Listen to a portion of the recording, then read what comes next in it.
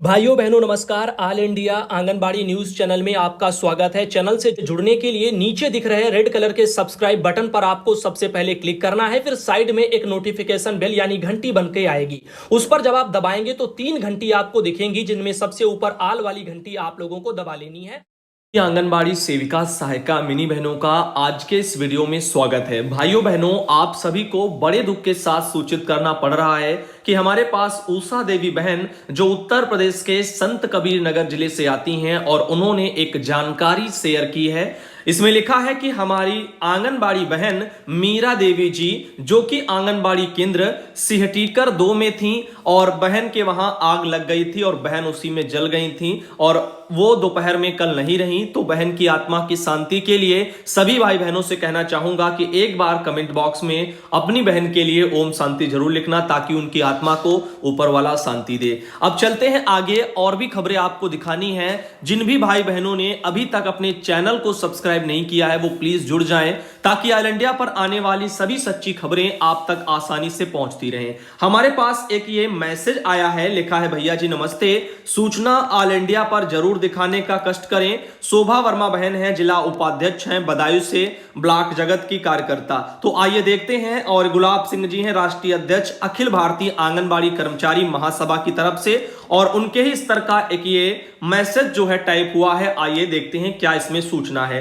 इसमें लिखा है कि आवश्यक सूचना प्रिय आंगनबाड़ी बहनों, जैसा कि आप सभी जानती हैं कि केंद्र और राज्य सरकारें हम लोगों से विभागीय एवं गैर विभागीय कार्य कराती हैं, लेकिन वेतन और मानदेय बढ़ाने के नाम पर मुकर जाती हैं। केंद्र सरकार पर दबाव बनाते हुए हम लोगों को एक विशाल धरना दिल्ली में जंतर मंतर पर 15 नवंबर 2022 को करना है, क्योंकि केंद्र सरकार ने वर्ष 2019 में मात्र 1500 रुपया की बढ़ोतरी की थी। अगर हम लोग अपनी ताकत यानी कि संख्या बल पर सरकार को दिखा पाए तो वह दिन दूर नहीं है कि हम लोगों का वेतन और मानदेय जो है वो 15,000 हो जाएगा। उत्तर प्रदेश सरकार से भी हमारा प्रतिनिधिमंडल शीघ्र ही भेंट करेगा और मुख्यमंत्री श्री आदित्यनाथ जी से समूह को हटाना, गैर विभागीय कार्य कराना एवं अन्य प्रदेशों की भांति 15,000 वेतनमान को लेकर के वार्ता होगी। अतः आप सभी बहनों से अपील है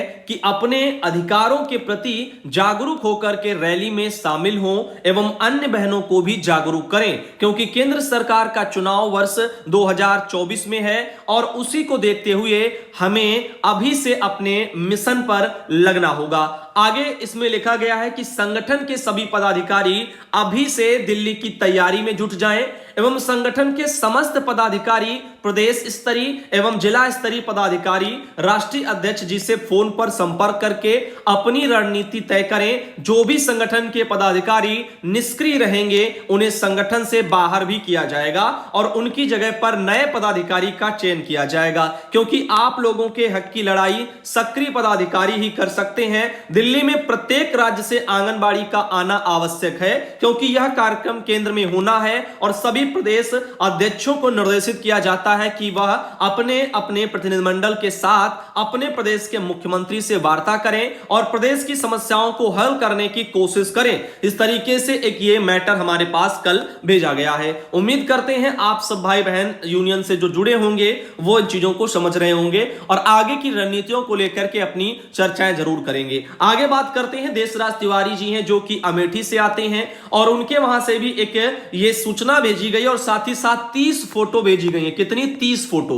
और यहां पर लिखा है कि अमेठी जनपद परियोजना गौरीगंज में रिटायर्ड आंगनबाड़ी का कतरी रीता लिखा गया है सिंह को बाल विकास परियोजना अधिकारी श्री संतोष कुमार गुप्ता जी ने अपने नेतृत्व में विदाई व सम्मान पूर्वक विदाई किया है, जो कि आज तक अमेठी जनपद में किसी भी आंगनबाड़ी कार्यकर्ती का सम्मान पूर्वक विदाई नहीं किया गया, केवल लेटर देकर के उन्हें विदा कर दिया जाता है। ऐसे में महान जो है यहाँ पर सीडीपीओ श्री संतोष कुमार गुप्ता जी ने जिले में जो अभी कभी नहीं हुआ है वह विदाई समारोह आंगनबाड़ी का जो है यानी कार्यकर्ती को विदा करके सम्मान दिया लिया है। ऐसे में सीडीपीओ को बारंबार प्रणाम करते हैं और आंगनबाड़ी जिला अध्यक्ष यानी जिला संरक्षक हैं देशराज तिवारी, ब्लॉक गौरीगंज, जनपद अमेठी से, जिनके द्वारा एक सूचना भेजी गई है। तो अच्छी बात है, रिटायरमेंट पर सम्मान बहनों का भी अधिकार है, क्योंकि जब भी कोई सुपरवाइजर या कोई बड़ा अधिकारी रिटायर होता है तो ऐसे में फिर परियोजनाओं में धूमधाम से उनका वो मनाया जाता है रिटायरमेंट। लेकिन हमारी कार्यकर्ता बहनों का काफी जगह नहीं मनाया जाता। लेकिन वो इसका मतलब ये नहीं कि हर जगह नहीं मनाया जाता है, बहुत से जगह मनाया जाता है। तो जहां लोग अच्छे हैं वहां इन चीजों को अच्छे तरीके से मनाया जाता है। तो यहां पर देखो, विदाई समारोह मनाना चाहिए और अच्छे तरीके से मनाना चाहिए, ताकि यहां पर कोई यह ना लगे कि हां हमें जिंदगी भर काम किया और उसके बाद जो है हमको बिठा दिया गया, यहां तक कि जो है कम से कम एक समारोह तक नहीं करवा पाया विभाग, और पैसे देने की तो दूर की बात है। जबकि जरूरत तो है सबसे ज्यादा कि रिटायरमेंट पर जो भी सुविधा हो सकती है विभाग सरकार से वो भी मुहैया कराई जाए, जैसे कुछ राज्य सरकारें दे रही हैं। जैसे कि आपको पता है कहीं 3 लाख, कहीं 2 लाख, कहीं 1 लाख, ऐसे करके पैसा भी रिटायरमेंट पर बहनों को दिया जाता है। लेकिन यूपी में या बिहार में इस जगह शायद यहां पर ऐसे प्रावधान नहीं है। विवाद के भय से आंगनबाड़ी केंद्र पर नहीं बंट रहा राशन, तो आप देख सकते हैं कैसे राशन को लेकर के भी समस्याएं आती हैं। गिलौला ब्लॉक के बनिया गांव स्थित आंगनबाड़ी केंद्र का यह मैटर है, जो कि जागरण में यह प्रकाशित हुआ है। लिखा है, गिलौला ब्लॉक क्षेत्र के बनिया गांव में स्थित आंगनबाड़ी केंद्र पर 3 माह से राशन वितरण नहीं किया गया है।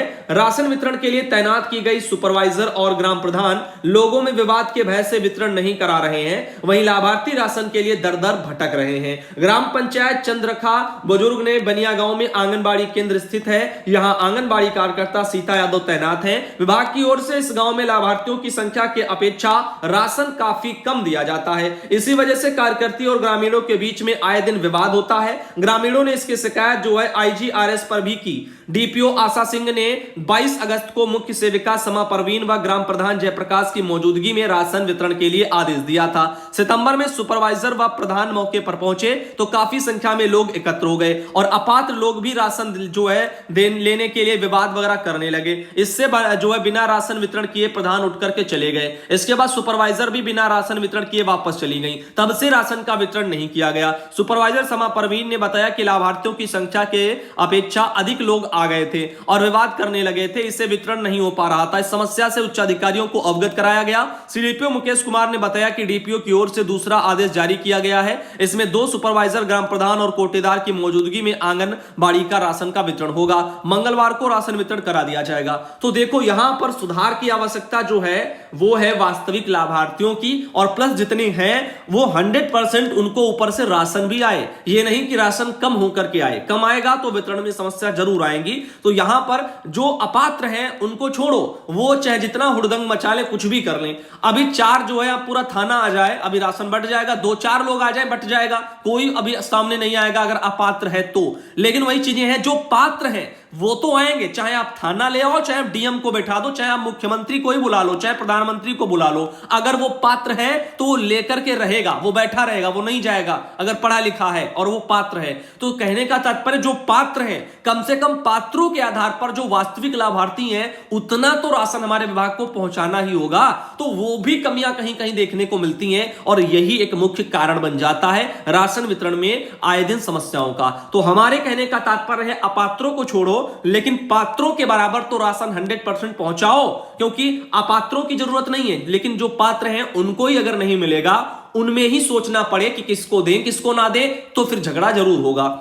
इधर बात करते हैं, यह मैटर आया लखनऊ से है। सरकारी शिक्षकों के खाली पदों का ब्यौरा किया गया है तलब। तो ये लोकसभा चुनाव से पहले शिक्षकों की बड़ी भर्ती हो सकती है, ऐसा एक ये आर्टिकल जो है social media, electronic print media में तेजी से वायरल हो रहा है। जो भी लोग हैं अगर शिक्षक भर्ती के इंतजार में है कोई, तो देख लें कि बेसिक और माध्यमिक शिक्षा में बड़ी संख्या में खाली जो है पद पड़े हुए हैं। 1,64,000 से अधिक शिक्षकों को तैनाती दी जा चुकी है, ऐसा गवर्नमेंट कहती है। 15 वर्षों में पूर्ववर्ती सरकारों ने माध्यमिक में 33,000 शिक्षकों की भर्ती की है, ऐसा सरकार कहती है। बाकी उत्तर प्रदेश में शिक्षकों के जो खाली पद है उन पर चर्चा करते हैं। तो बेसिक शिक्षा परिषद में स्कूलों में 51,000 से अधिक शिक्षकों के पद खाली हैं। राजकीय विद्यालय में 7,471 शिक्षकों के पद खाली हैं। प्रवक्ता संवर्ग में 2,215 पद खाली हैं। सहायक अध्यापक LT संवर्ग में 5,256 पद खाली हैं। इस तरीके से बहुत सारे पद खाली हैं। पारदर्शी प्रक्रिया हुई है, गवर्नमेंट तो ये कहती है। तो देखो, कुछ कुल मिलाकर के ऐसे आर्टिकल का आना,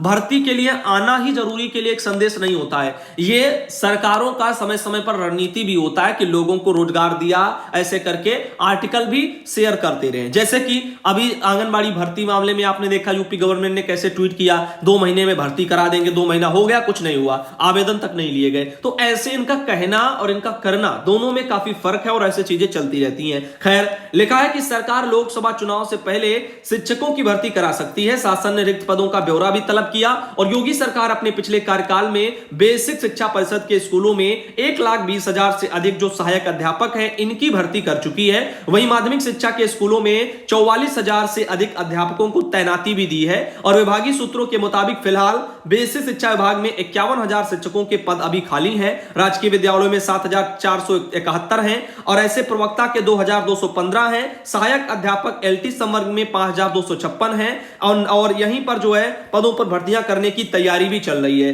मुख्यमंत्री योगी आदित्यनाथ ने वर्ष 2017 में शिक्षकों के खाली पदों को नियुक्ति वगैरह दी है, ऐसे करके सब बताया गया। 1,64,000 से अधिक अध्यापकों को तैनाती दी गई, ऐसा इनका कहना है। लेकिन काफी कई साल पहले की भर्तियां थी और उन्हीं को लेकर के लेट लतीफी में काम हुए और ये सब चीजें कही जा रही हैं। अभी आप आंगनबाड़ी सुपरवाइजर प्रमोशन ही ले लो, 2017 से अभी उत्तर प्रदेश सरकार आखिर कहां सो रही है जो नहीं करवा पा रही है। तो 2017, 18, 19, 20, 21, 22 इतने साल गुजर गए। महिला बाल विकास विभाग में काम करने वाली रीढ़ की हड्डी आंगनबाड़ी कार्यकर्ता, इनका प्रमोशन सुपरवाइजर के लिए नहीं करवा पाए। और वैसे भी सुपरवाइजर में बहुत ज्यादा यहां पर खुद ही रिक्त पद पड़े हुए हैं। सीधी भर्ती के लिए भी अप्लाई होना है और प्रमोशन वैसे भी भरे जाने हैं और ऐसे में सब जो है डगमग करके पूरा विभाग यहां पर चल रहा है। इधर देखिएगा, यहां पर यह है प्रयागराज से जिलाधिकारी जी का एक कार्यालय से लेटर जारी हुआ है 31 अक्टूबर को और इसमें उन्होंने क्या कहा, इसमें उन्होंने लिखा कि आप अवगत हैं कि शासन के निर्देश के क्रम में जनपद के ग्राम पंचायतों में स्थित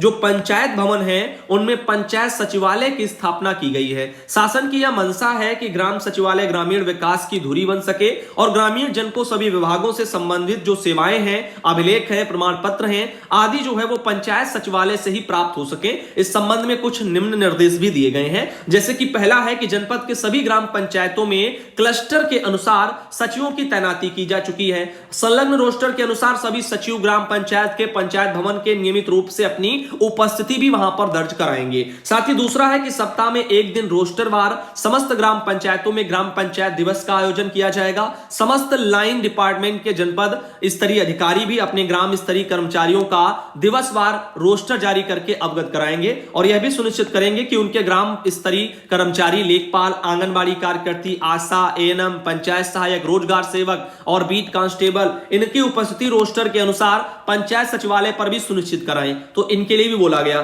तीसरा है पंचायत भवन पर भ्रमण पंजिका अनिवार्य रूप से रखी जाएगी जिसमें सचिव द्वारा अपने भ्रमण की तिथि, स्थान, अंकन ये सब किया जाएगा। एक शिकायत पंजिका बनाई जाएगी जिसमें प्राप्त होने वाली शिकायतें, उनके निस्तारण का भी उल्लेख किया जाएगा। उपरोक्त पंजिका के रखरखाव एवं सदैव अद्यतन रखने की जिम्मेदारी संबंधित पंचायत सहायक का होगा और संबंधित सचिव द्वारा नियमित पर्यवेक्षण किया जाएगा। पंचायत भवन की दीवार पर पेंट के माध्यम से सचिव और अन्य ग्राम स्तरीय कर्मचारियों का नाम, मोबाइल नंबर, उपस्थिति दिन ये सब अंकित कराया जाएगा।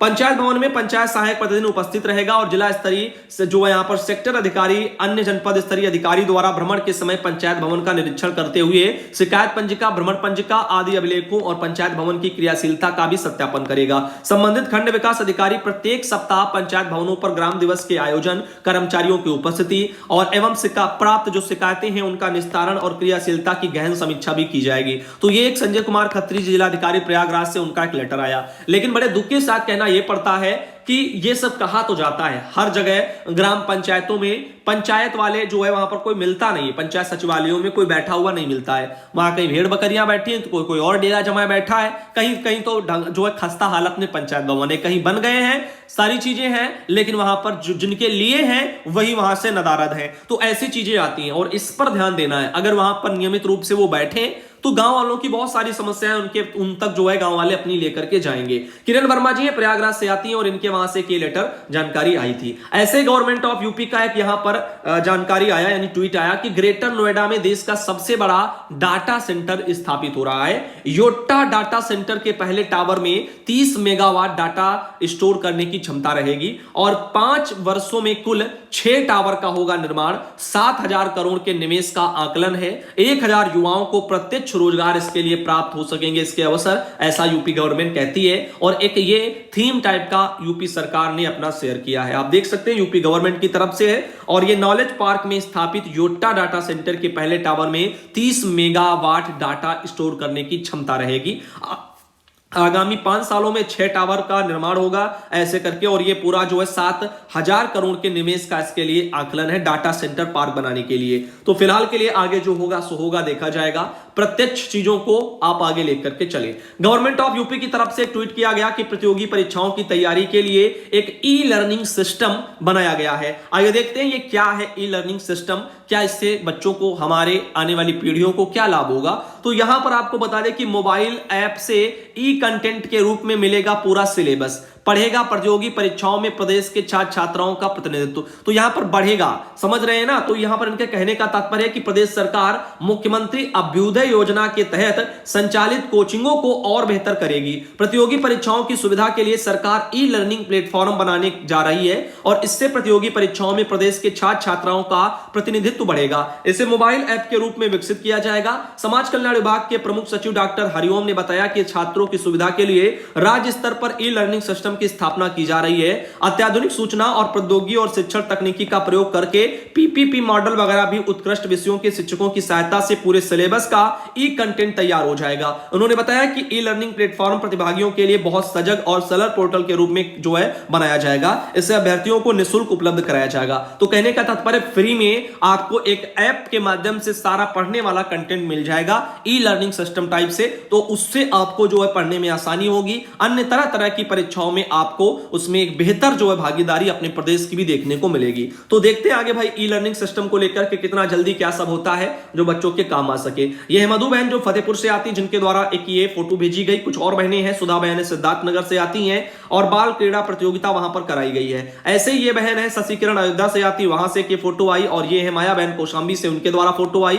और ये है एक मिनी आंगनबाड़ी कार्यकर्ता है किरण बहन, और उनके वहां से भी एक ये जानकारी आई, लेकिन इन्होंने अपने जिले का नाम नहीं बताया। अगली बार जिले का नाम जरूर भेजें। अनीता बहन बिजनौर से आती, उनके द्वारा फोटो आई। और ये अभिलाषा देवी बहन कन्नौज से आती हैं। और ये है मीना देवी बहन जो कि जो है ये आती हैं कन्नौज से। और इनके अलावा ये है तारा जो कि बाराबंकी से आती हैं। और ये है यहाँ पर मुन्नी देवी जो कि आजमगढ़ से आती हैं। ये मुन्नी जो कि शाहजहांपुर से आती हैं। और ये एक है जो कि आयशा भी हैं और ये रामपुर से आती हैं। इनके अलावा ये है उषा देवी जो कि जालौन से आती हैं। और ये है सल्ला रानी जो कि बिजनौर से आती हैं। ये है विमलेश जो कि मथुरा से आती हैं। और इनके अलावा ये है कुसुमा जो कि लखीमपुर खीरी से आती हैं। ये माया बहन है जो कौशाम्बी से आती हैं। और इनके अलावा ये शीतल रानी बहन है जो कि अंबेडकर नगर से आती हैं। तो आज का ये वीडियो यहीं तक रखते हैं। अगले वीडियो में आप सबको मिलते हैं दोस्तों।